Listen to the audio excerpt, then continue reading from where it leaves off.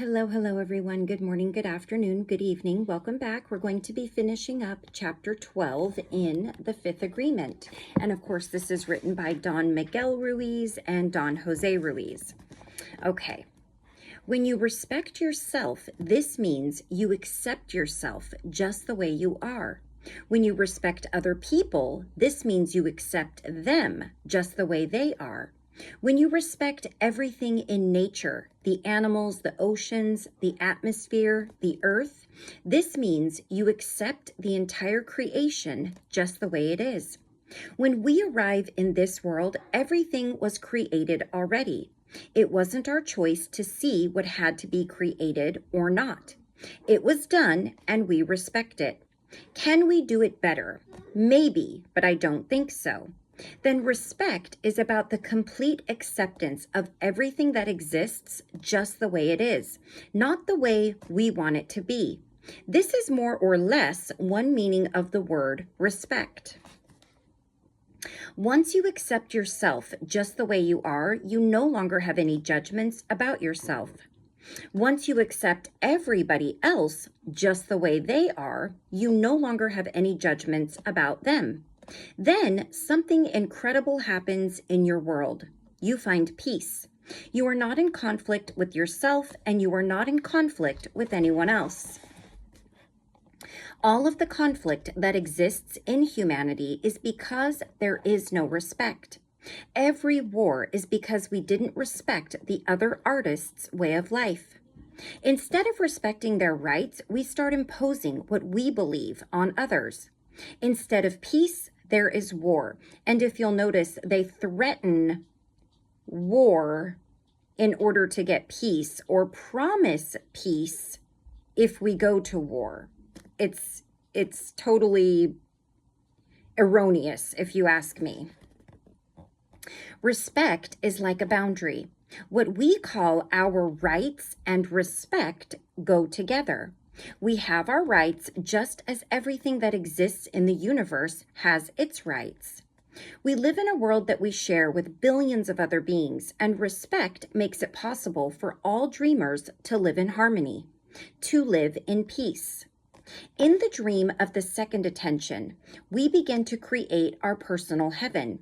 And when we reach the dream of the third attention, our life is heaven. Heaven is a kingdom where we are the king or the queen. I have my personal kingdom, and it's heaven, but it wasn't always heaven. It became heaven the moment that I no longer judged myself or anybody else. When I decided to respect my kingdom completely, and when I learned to respect everybody else's kingdom. The fifth agreement is also about respect, because I respect other artists when I listen to their story. Instead of helping other artists to write their story, I allow them to write their own. I will never be the one who writes your story, just as I will never allow anyone to write mine. I respect your mind, your dream, your creation. I respect whatever you believe. I respect you when I don't try to tell you how to live your life, how to dress, how to walk, how to talk, how to do whatever you do in your kingdom. As soon as I try to control your kingdom, I'm not respecting you anymore. And we are going to be in a war of control for your kingdom. If I try to control you in that intent to control you, I lose my freedom. Then my freedom is to let you be whatever you are, whatever you want to be. It's not my job to change your virtual reality. It's my job to change myself. You are the king or queen of your kingdom. It's your creation. It's where you live, and it's all yours. You are dreaming your kingdom, and you can be intensely happy in your own kingdom. How is that? First, you need to respect your own kingdom, or very soon that kingdom will be hell and not heaven anymore. Second, you will not allow anyone else to disrespect your kingdom. Whoever disrespects your kingdom is going out of your kingdom. It's your kingdom, it's your life. You have the right to live your own life in your own way, and there is no wrong way. The wrong way is just another judgment that we create. Once you have won your personal war, you have no judgments about anything, and other people's judgments don't affect you. That's kind of contradictory, because up here he says, if someone doesn't respect you, get them out of your kingdom. But then further down he says, if someone doesn't respect you, it doesn't affect you. So if it doesn't affect you, you wouldn't remove them because it doesn't affect you. I guess that depends on what we're talking about and how what the disrespect is, but it sounds a little bit contradictory. Oh well, that's just my own personal little thing that I'm noticing here. Of course you make mistakes like everybody else, but there's perfect justice in your head. You pay only once for every mistake, and because you are kind to yourself, because you love yourself, the payment is very little. Perhaps these words that I'm sharing with you will have a meaning that makes sense to that voice that lives in your head. And perhaps that voice can start dreaming with this new information and decide to stop being a tyrant, to stop judging you, to stop punishing you. The day of your last judgment could almost be here. It's up to you. If you can convince the tyrant to stop judging, then very soon everything will change for you. And we do this with people, especially people that are in the public eye. So a few examples that I've noticed. If you guys saw that guy that took the hat, or he grabbed the ball or a hat or something out of the kid's hand at a game, and it was caught on camera. There's another one that I see a lot of judgment around, and that is that one guy that was in the public eye and he got caught cheating on his wife on the Jumbotron at a game, and it was so obvious. And then another one is somebody named Gypsy Rose. She was the one who was involved in having her mom killed. The one that was told she was sick and had all these problems and couldn't walk. People are forever judging, forever punishing. I've noticed these three specific people because I see them all over social media. And the funniest thing is, there's one social media platform that has thousands upon thousands of followers, and she's a Christian social media. So her and her husband, they make this video basically remaking the guy getting caught cheating on his wife on the Jumbotron. And a lot of people notice the irony in that, because everything she posts is about love and Jesus and God and the Bible. But as soon as somebody makes a mistake, that goes out the window. And she basically said, yes, I am going to do that because how dare they? And I thought, you know what? That's really, I don't know what the word contradictory. It's very contradictory. So is that what Jesus would do? Is that what would be recommended? Is that we just keep punishing and punishing and punishing these people? A lot of people don't realize that when you punish somebody for something that is, they've already been punished for, first of all, and they already have their own karma to fulfill in that sense, it holds them down.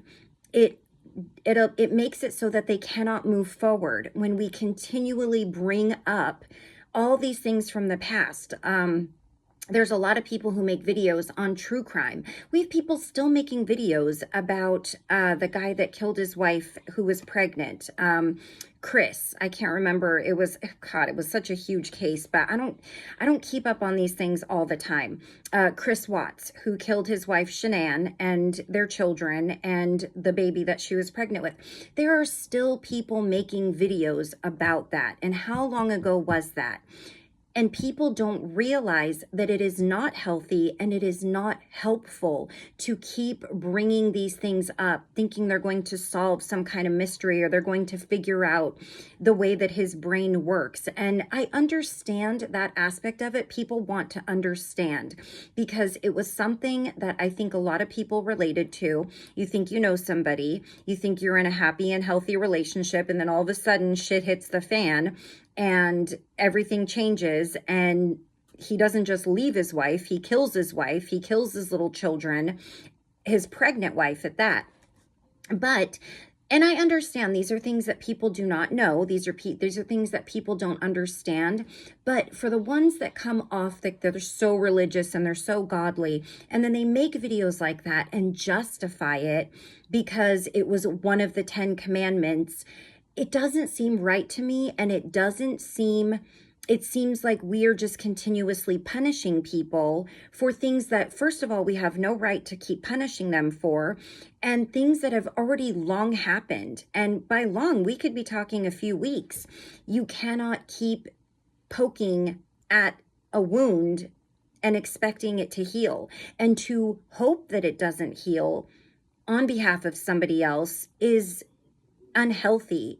And you're only asking for negative karma when you do that to somebody. So it's not just about not judging yourself. It's also about not judging others, because it goes so much deeper than the act that we are criticizing or punishing or justifying our actions against. I feel really passionately about that. Sorry. All right. And now I just lost my place. Then very soon, everything will change for you when you stop judging, when the tyrant stops judging. Imagine that instead of being your adversary, the tyrant becomes your ally. And instead of guiding your life into drama, it helps you to keep the peace. When the tyrant becomes your ally, it never goes against you again. It never sabotages you again. It facilitates whatever you want to create. Then the mind becomes a powerful tool of the spirit. It becomes a powerful ally. The result is a completely different dream, your personal heaven. In the dream of heaven, you completely surrender to life, knowing that everything is just the way it is. And because you accept everything as it is, you no longer worry about anything. Your life becomes exciting because there's no more fear. You know that you are doing exactly what you are supposed to be doing, and that everything that has happened was meant to happen. Even what you consider your worst mistakes were meant to happen because they have led you to greater awareness. Even the worst thing that can happen to you is meant to happen because it's going to push you to grow. That's easy to say, but when you have somebody that is really struggling through something, a very dear friend of ours who also happens to be our next door neighbor passed away after his 5th diagnosis of cancer. And he passed away on August 4th and left behind our dear friend, which is his wife and 2 children. And if you said something like this to somebody in that position, I don't know how well they would take that. And if I said that to her, oh, well, this is going to push you to grow, I think she'd want to shove those words right up my ass. So I think you also have to be in a proper place mentally to accept some of these things. And maybe in time, hindsight is always 20/20. Maybe in time, she will grow in ways that she maybe wouldn't have had this not happened. But I'm not sure any kind of growth would ever make her say, oh, well, that happened and I needed to grow. I just don't know. I don't know. So this may be easier to take in if you're not dealing with something tragic, or if you're not grieving, or you're not dealing with something that is pretty serious. What is the worst thing that can happen to any of us? To die? We are all going to die, and there's nothing we can do. We can enjoy the ride or resist it and suffer. Resistance, however, is futile. We are programmed to be what we are, and we can only be whatever we are. But inside our virtual reality, we can go against our own programming. And that's how we create a whole world of resistance. The struggling is just the resistance, and resistance creates suffering. When you surrender to life, everything changes just like magic. You surrender to the force that is coming through your body, through your mind, and it's a whole new way to see life. It's a way of being. It's being life. You are happy because you are truth. You are happy wherever you are, whatever you do. Even when you are bored, you enjoy life. Even when you create problems, you enjoy life. You are free, and it's the freedom of a dream master who is not attached to the dream. You hook into the dream with your attention, and you unhook from it whenever you want. The outside dream wants to hook your attention, and you will allow it to make the connection, but you can break it at any time. From one moment to another, you can change what you are dreaming and start all over again. In every moment, you make the choice of what you want to keep and what you want to let go of, but not with words.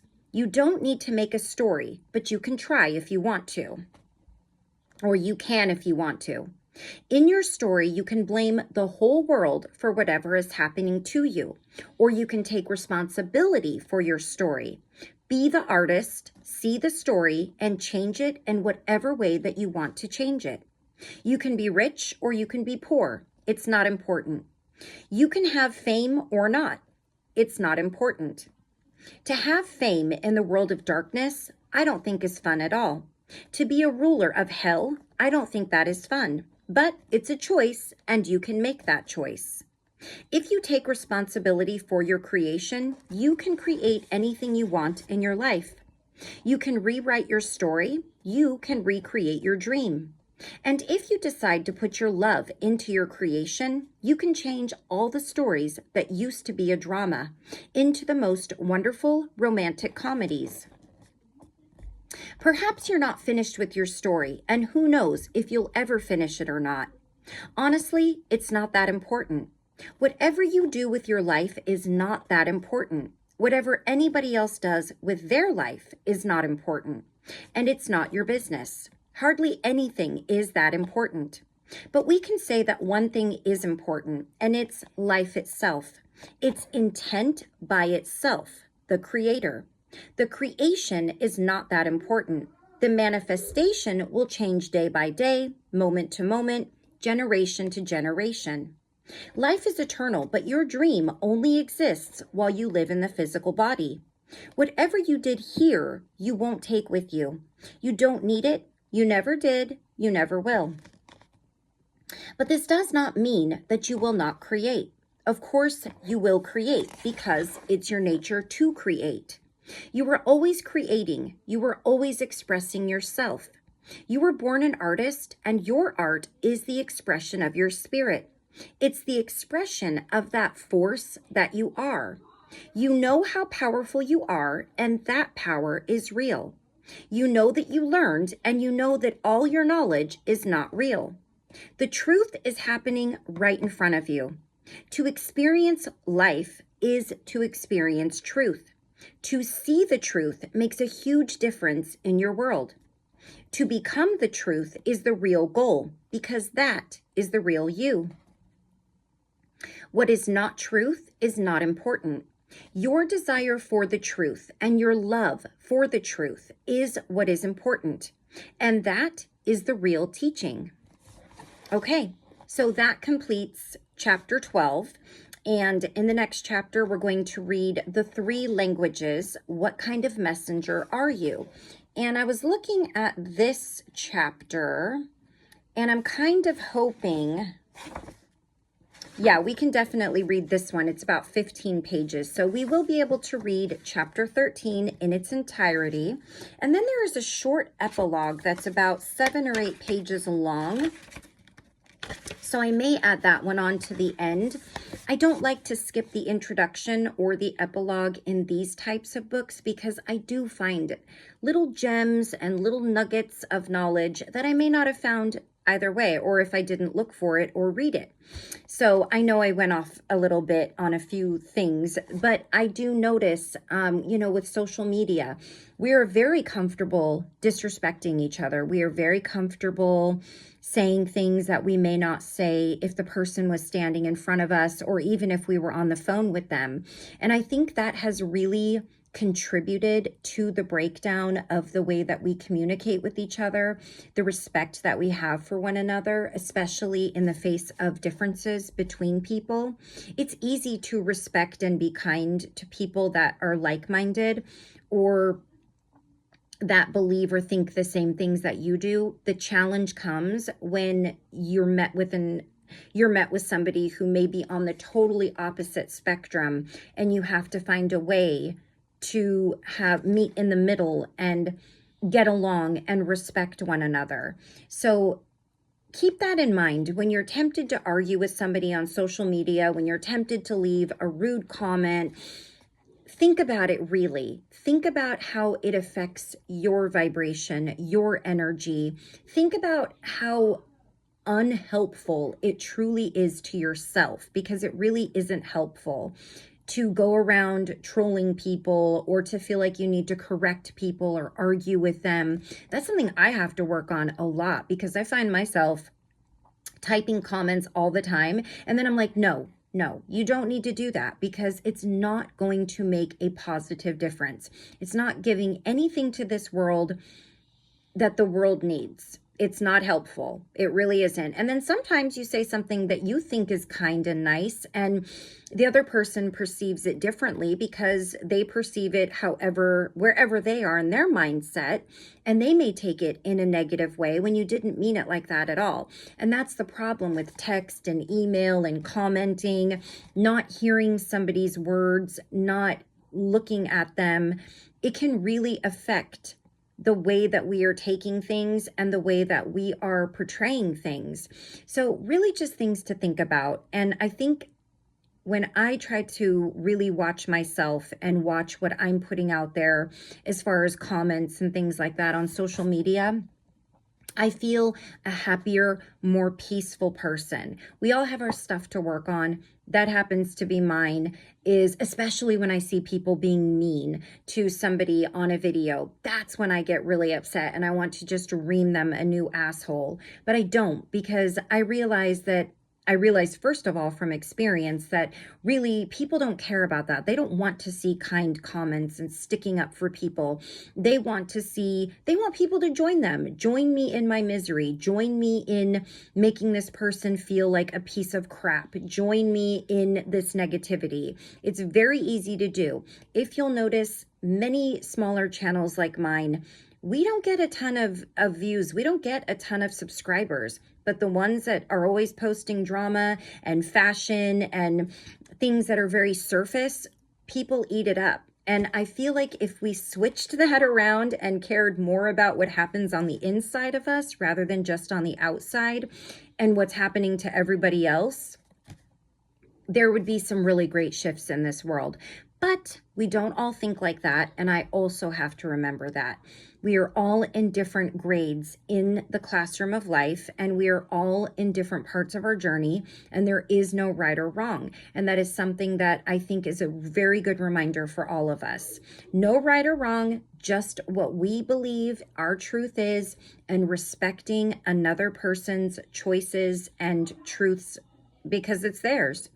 Anyways, sorry if you hear stuff out there. My son is playing something. I think he's playing a video game, and he can get pretty crazy out there. So thank you all very much for joining me. And as I said, in the next video, we will be reading the last chapter of our book, and I may add the epilogue onto that just so we can wrap it up.